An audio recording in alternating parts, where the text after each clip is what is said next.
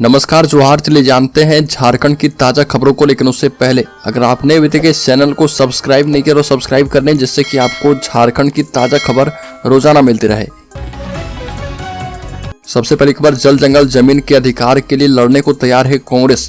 कांग्रेस के बड़े नेता कन्हैया कुमार ने दिया है बड़ा बयान। कांग्रेस नेता कन्हैया कुमार ने कहा कि झारखंड के लोगों के रगों में भगवान बिरसा का खून बहता है और इनके हक और अधिकार को कोई छीन नहीं सकता।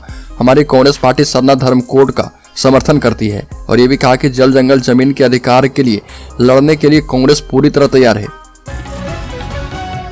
अगली खबर, देश के प्रधानमंत्री नरेंद्र मोदी ने कहा कि जिसको जो कहना है कहें, एजेंसियां काम करते रहेगी, देश को लूटने कभी नहीं देंगे, लूटा हुआ सभी लौटाना होगा।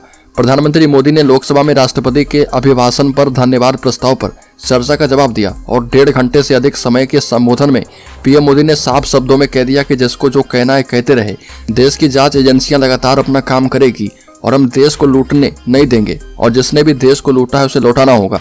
पीएम मोदी के इस बयान को मौजूदा सियासी स्थितियों से जोड़कर देखा जा रहा। हाल ही के दिनों में हेमंत सोरेन की गिरफ्तारी हुई है और अरविंद केजरीवाल के घरों पर भी लगातार छापेमारी जारी है। बड़ी खबर, विश्वास मत हासिल करने पर चंपई सोरेन को तेजस्वी यादव ने दी है बधाई। बीजेपी पर साजिश रचने का लगाया आरोप।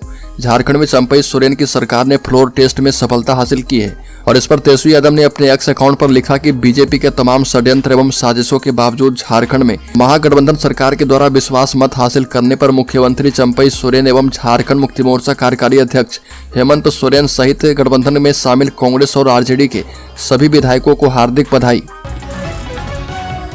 बड़ी खबर, कब होगी चंपई सोरेन सरकार के मंत्रिमंडल की विस्तार। इस पर आलमगीर आलम ने कहा कि हम पहले ही दिन से समर्थन पत्र लेकर राज्यपाल के पास पहुंचे थे। हमने राज्यपाल को बताया था कि 43 विधायकों ने इस पर हस्ताक्षर किए हैं और हमारे पास मजबूत 47 विधायक हैं।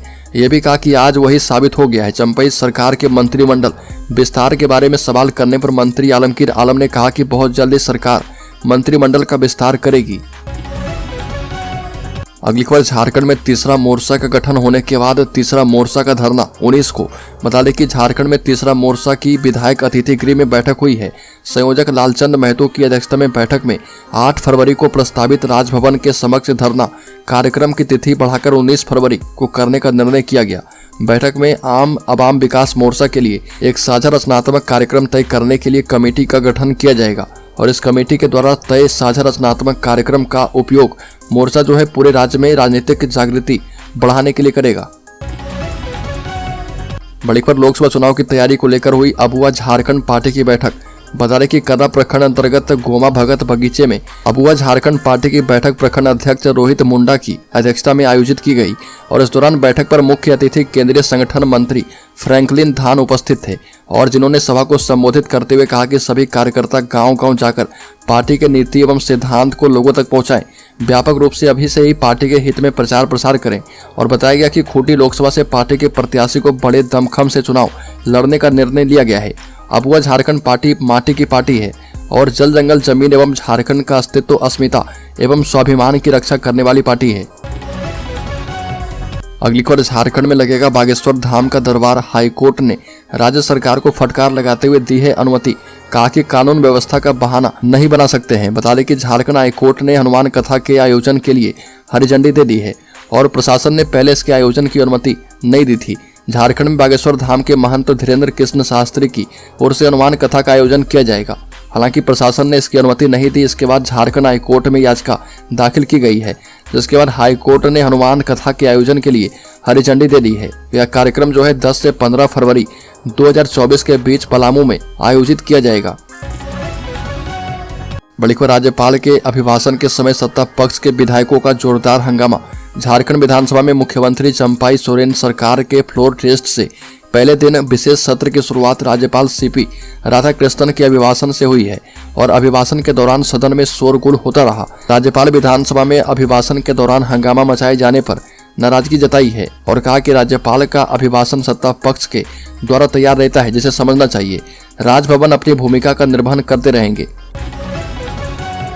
अगली खबर, झारखंड वित्त रहित शिक्षण संस्थान नहीं भर पा रहे ऑनलाइन अनुदान प्रपत्र। समय सीमा हो रही समाप्त। झारखंड में संचालित वित्तरहित स्कूल इंटर कॉलेज के वित्तीय वर्ष 2023-2024 के तहत अनुदान ऑनलाइन करने की तिथि 10 फरवरी तक है और 25 दिन बीत जाने के बाद भी राज्य के एक भी स्कूल इंटर कॉलेज ऑनलाइन अनुदान प्रपत्र नहीं भर पाए हैं। पोर्टल में आई तकनीकी गड़बड़ी अब तक दूर नहीं हो पाई है। सिर्फ 5 दिन बचे हुए हैं। वित्तीय वर्ष समाप्ति में भी अब अधिक दिन नहीं बचा है, लेकिन अनुदान प्रपत्र तक नहीं भरवाया गया है। अगली खबर, एक मंच पर आए डोमिसाइल आंदोलन के किरदार। झारखंड में स्थानीय नियोजन नीति को लेकर वर्ष 2000 के डोमिसाइल आंदोलन में शामिल लोग एक मंच पर आ गए हैं। बंधु तिर्की के पुराने साथी और डोमिसाइल के किरदार रहे लोगों ने आदिवासी एकता महारैली में एक साथ मंच साझा किया। इसको लेकर एक राजनीतिक संदेश भी गया है। इसमें रतन तिर्की, लक्ष्मी नारायण मुंडा, जगदीश लोहरा, रमा खलखो, बिबियाना बीनू, जस्मीन सहित अन्य शामिल थे। वर्ष 2005 में यूजीडीपी पार्टी से पहली बार मांडर से विधायक बनने के 2 वर्ष के बाद बंधु के साथ वैचारिक मतभेद होने से सभी अलग अलग हो गए थे, लेकिन 4 फरवरी 2024 को एकता महारैली के माध्यम से सभी एक मंच पर आ गए हैं। बड़ी खबर, झारखंड में दूसरी बार टल चुका है असिस्टेंट टीचर एग्जाम। 26,000 पदों पर होनी है नियुक्ति। राज्य के प्राथमिक एवं उच्च प्राथमिक विद्यालयों में सहायक आचार्य के 26,001 पदों पर नियुक्ति के लिए होने वाली झारखंड प्रारंभिक विद्यालय प्रशिक्षित सहायक आचार्य संयुक्त प्रतियोगिता परीक्षा अब 10 फरवरी से नहीं होगी और झारखंड कर्मचारी चयन आयोग ने दूसरी बार यह परीक्षा स्थगित कर दी है। सबसे पहले यह परीक्षा 12 जनवरी से शुरू होने वाली थी। आयोग के मुताबिक परीक्षा के नए कार्यक्रम की घोषणा यथाशीघ्र हो जाएगी। बड़ी खबर, राज्यपाल सीपी राधाकृष्णन ने कहा कि झारखंड को भ्रष्टाचार मुक्त और समृद्ध बनाने का काम करने की आवश्यकता है। झारखंड के राज्यपाल ने कहा कि राज्य को भ्रष्टाचार मुक्त और समृद्ध बनाने के प्रयास अब किए जाने चाहिए। राज्यपाल ने विश्वास मत हासिल करने के लिए चंपाई सोरेन सरकार की ओर से बुलाए गए विधानसभा के विशेष सत्र को संबोधित करते हुए कहा कि सुशासन और सामाजिक न्याय विकास के 2 महत्वपूर्ण स्तंभ हैं। भ्रष्टाचार को बाधा इसमें बनने नहीं देना चाहिए। राज्यपाल ने कहा कि 4 साल पहले राज्य सरकार को लोगों के जीवन को खुशहाल, समृद्ध बनाने और सर्वांगीण विकास लाने का जनादेश मिला था। बड़ी खबर, झारखंड में कांग्रेस की चुनावी टीम का गठन। राहुल गांधी और खड़गे ने इन नेताओं पर जताया भरोसा। लोकसभा चुनाव को लेकर सियासी सरगर्मियां तेज हो गई है। झारखंड में नई सरकार के गठन के बाद अब वहां लोकसभा चुनाव के लिए कांग्रेस ने अपनी टीम गठित कर दी है। झारखंड में कांग्रेस की चुनाव समिति में कुल 29 नेताओं को जगह मिली है। लोकसभा चुनाव में अब काफी कम समय रह गया है और तमाम तरह की सियासी उलटफेर के बीच सभी दल अपनी अपनी चुनावी तैयारी में जुटे हुए हैं। बड़ी खबर, कल्पना सोरेन ने संभाला पति हेमंत सोरेन का सोशल मीडिया। बता दें कि हेमंत सोरेन के बाद उनकी पत्नी कल्पना सोरेन पारिवारिक या तकनीकी अड़चनों की वजह से भले ही मुख्यमंत्री की कुर्सी तक नहीं पहुंच पाई है, लेकिन उन्होंने अब घर की दहलीज से बाहर आकर सियासी मोर्चा संभालने की तैयारी कर ली है।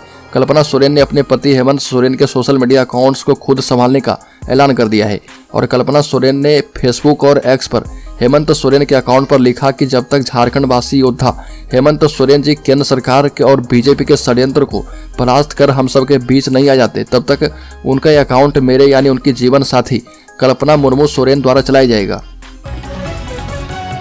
बड़ी खबर, राहुल गांधी ने कोट किया पूर्व मुख्यमंत्री हेमंत सोरेन का बयान। कहा कि आदिवासी समाज की पीड़ा है हेमंत सोरेन का बयान। कांग्रेस सांसद राहुल गांधी ने पूर्व मुख्यमंत्री हेमंत सोरेन द्वारा विधानसभा में दिए गए भाषण को कोट करते हुए लिखा कि आज विधानसभा में हेमंत सोरेन ने बहुत ही मार्मिक बात कही और कहा कि हम जंगल से बाहर आए, इनके बराबर बैठ गए तो इनके कपड़े मैले हो गए। यह सिर्फ उनका एक बयान नहीं बल्कि पूरे आदिवासी समाज की संयुक्त पीड़ा है और प्रदेश में एक आदिवासी मुख्यमंत्री है, यही बात भाजपा को बर्दाश्त नहीं हो रही है। बड़ी खबर, राहुल गांधी ने कहा कि इंडिया गठबंधन की सरकार अगर केंद्र में बनी तो आरक्षण पर लगी 50% की सीमा हटा देंगे। बता दें कि लोकसभा चुनाव से पहले कांग्रेस देश में भारत जोड़ो न्याय यात्रा निकाल रही है और इस यात्रा के माध्यम से राहुल गांधी देश के कई राज्य का दौरा कर लोगों से मिल रहे हैं। और राहुल गांधी ने झारखंड में लोकसभा चुनाव से पहले बड़ा वादा किया है और रांची में कहा कि केंद्र में अगर इंडिया गठबंधन की सरकार बनी तो देश भर में जाति जनगणना करवाई जाएगी और साथ ही यह भी कहा कि आरक्षण पर लगी 50% की सीमा हटाई जाएगी।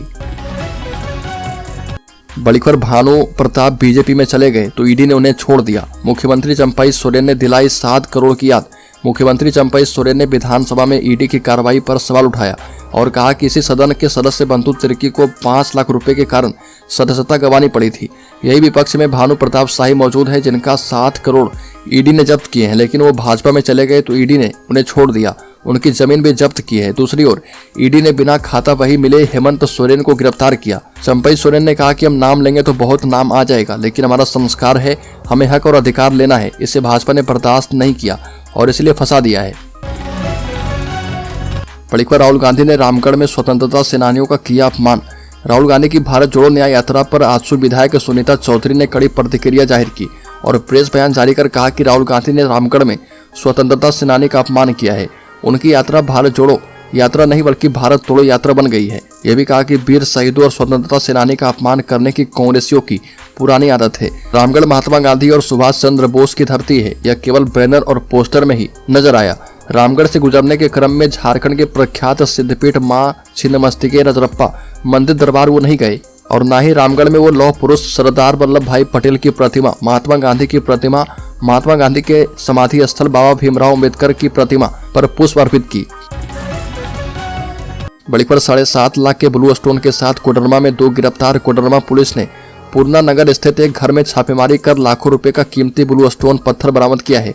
ब्लू स्टोन का अवैध खनन कर उसकी तस्करी के लिए यहां पर रखा गया था। इससे पहले मिली सूचना के मुताबिक कोडरमा थाना पुलिस ने यह कार्रवाई की और पुलिस ने इस मामले में 2 आरोपियों को गिरफ्तार किया है। बड़ीपर शिक्षा विभाग के आदेश के 3 महीने बीत जाने के बाद भी शिक्षकों को नहीं मिली प्रमोशन, आंदोलन की दी है चेतावनी। बैठक में कहा गया कि जिले में ग्रेड 3, 4 एवं 7 में प्रमोशन वर्षों से लंबित है। स्कूली शिक्षा एवं साक्षरता विभाग द्वारा रांची के मार्गदर्शन दिए जाने के 3 माह बीत जाने के बावजूद विभाग के द्वारा प्रमोशन देने की गति काफी धीमी है, जिस पर शिक्षकों ने आक्रोश व्यक्त किया है और शिक्षकों ने दावा आपत्ति भी कर दिया है, परंतु आज तक संशोधित वरीयता सूची का प्रकाशन नहीं किया गया। बड़ीपर अब राज्य में रेलवे भर्ती बोर्ड साल में 4 बार जारी करेगा रोजगार अधिसूचना। रेलवे मंत्री ने दी है जानकारी।